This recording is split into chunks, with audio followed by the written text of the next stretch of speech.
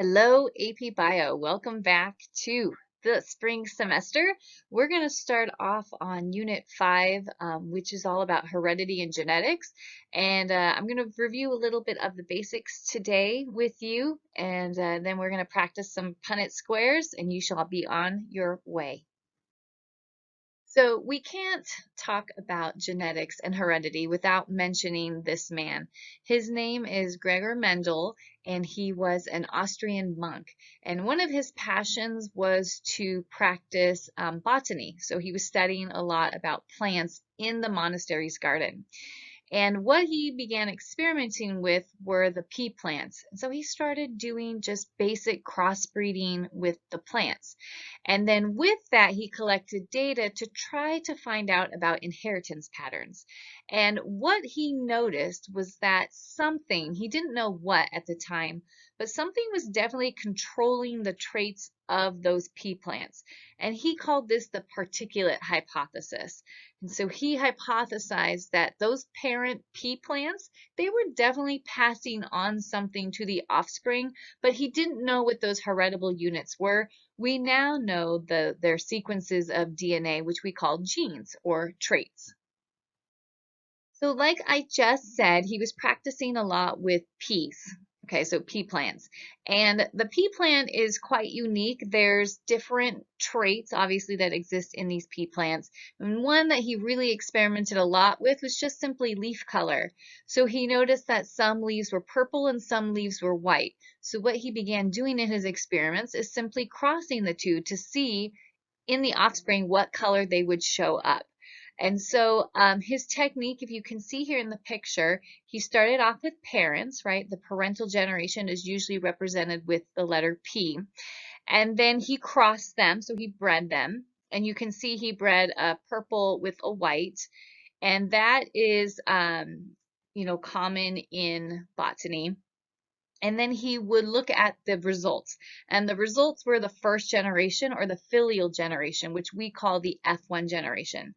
And when he did this, he noticed that all of the pea plants that the offspring, that were there, were all purple. So if all of the offspring were purple, he wondered what happened to the white trait, right? So how do flowers then become white? So then what he did with the F1 generation is he allowed them to self-fertilize or self-mate.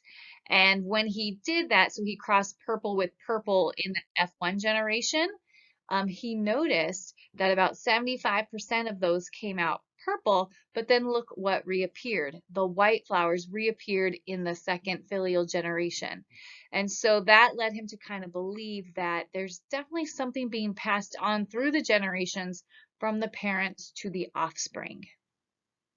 What he also noticed too is that purple, because it appeared more often, was the dominant, whereas white was the recessive. Some of the other traits that he looked at with these pea plants were things like seed shape and pod color, and of course, location and size of the plants. So you might remember from honors bio, you probably did a lot of experimentation like tall pea plants versus short pea plants. That all came from Mendel's experiments. What we now know is the thing that he was trying to describe as his heritable factor, we now call those genes. And genes are sequences of DNA that code for a trait. And there's different versions, right? Alternate versions of those genes, and we call those alleles. So for example, a gene might be hair color, and then the alleles would be all the different hair colors that exist. So black, blonde, brown. So those are all the different versions, but the trait, the gene, is hair color. From Mendel's experiments, now we have some laws, and the first law is called the law of segregation. Now, segregation usually means to separate. So this means when organisms go to make their gametes, so males produce the sperm, females produce the eggs, their alleles separate from one another. So that means, for example, you can see here in this picture, if you have a blue beetle and their alleles are the big B and the little b, when you go to make your sperm, The big B will go into one sperm and the little b will separate and go into the other sperm. And so this is important because when we talk about probability and what are the chances of allele combinations happening to create certain traits, we have to always think back to the law of segregation. So again, it just says when alleles, they get put into the gametes, they're separated, okay? So they don't stick together like in a diploid organism. They separate into the haploid gametes that we learned about in meiosis. We also learned from his experiments about the law of independent assortment. So when you inherit your alleles, you get one copy from your mother and one copy from your father, and they come together in what we pair as homologous chromosomes. Now, when you go to make your sperm or egg, these homologous chromosomes, they separate independently of one another. So that means the chromosomes are not linked together in any way. So, for example, like just because you have the allele for brown hair doesn't mean you're going to get the allele for brown eyes. They are two separate traits. And so when you go to make your sperm and egg, those traits separate independently of one another. Now, we do know that that rule has been violated. We will talk about that in future lectures because we do know that certain traits are linked with one another, but it's not common. So for the most part, just remember that traits, they separate independently of one another. And that is called the law of independent assortment. Also, he talked about the law of dominance. And I know you probably remember this from regular biology, but traits, they are obviously things that are coded for. They're sections of DNA. And these different versions that make up the traits, they can either be dominant or recessive. And so if the aversion, the allele is dominant, that means it will be expressed. So it will show up in what we call the phenotype or the physical features of the organism. The only way recessive alleles show up is when dominant's not present. So if you inherit a recessive allele from mom and a recessive allele from dad, then you will express the recessive trait. However, if any time you inherit the dominant, even if you get one dominant and one recessive, you're going to express the dominant. And that's what we call the law of dominance. Now, we're going to do some practice with these. You probably remember Punnett squares from Honors Bio, and a Punnett square is used to predict heredity outcomes.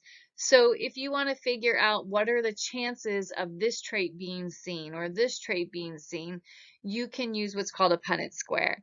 And the dominant alleles are usually represented in an uppercase, whereas the recessive alleles are usually in a lowercase. And what I always recommend is don't do what you see here in the picture. When you pick letters, and it can be any letter, make sure they look different in uppercase and lowercase form. So for example, like the Y here, the Y looks kind of the same if it's upper and lower, and it can make it tricky or confusing sometimes when you're doing Punnett squares in a rush, like you will be doing on the AP test. So I suggest using a letter that's different in both upper and lowercase. You also probably remember these words. Homozygous means you inherited alleles for a trait that are the same. So it could be two dominant traits or it could be two recessive ones because they're both the same. Sometimes you might see this represented as purebred. People put that in some of the Punnett square problems. They'll say a purebred female. That just means they're homozygous. They have the same alleles.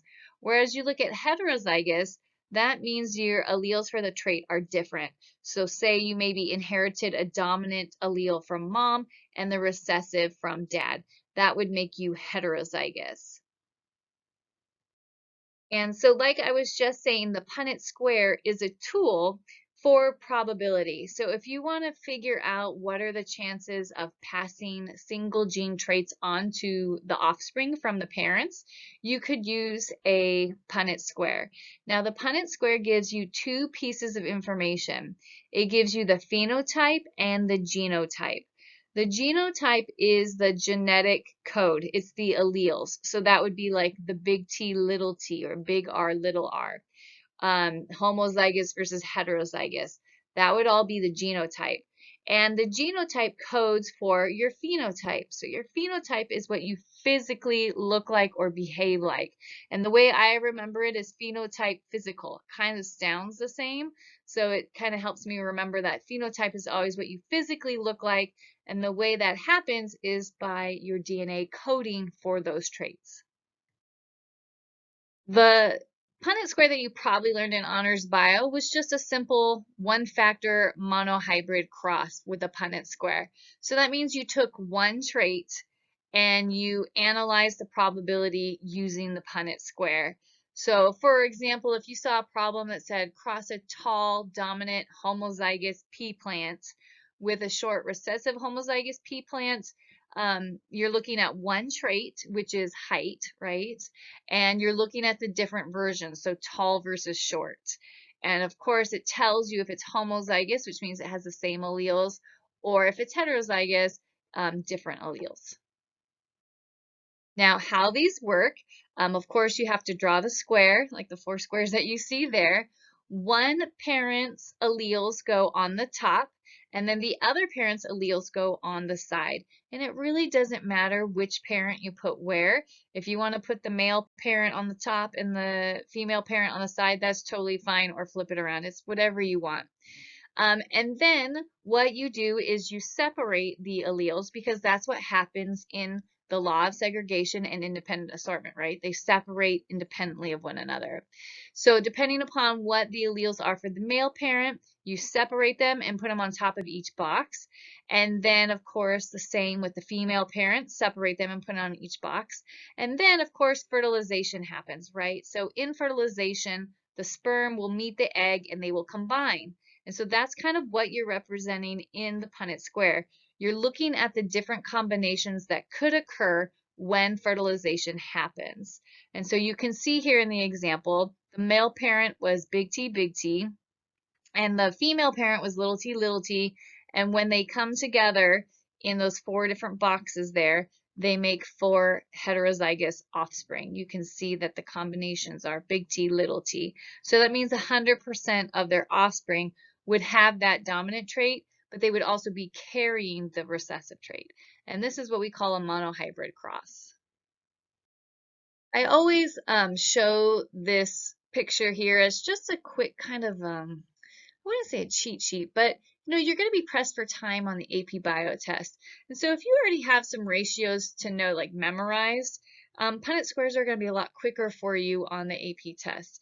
So just remember that if you have a homozygous dominant parent being crossed with a homozygous recessive parent, 100% of the offspring are going to be heterozygous, as you just saw in the last example, and 100% will show that dominant allele.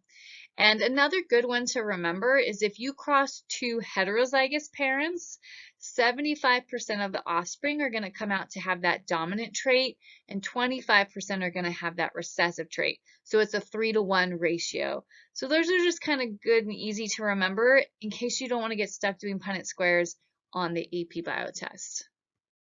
The last one I'm going to show you is called a 2-factor Punnett square cross, or a dihybrid cross. And in this situation, what you do is you take 2 traits and cross them at once.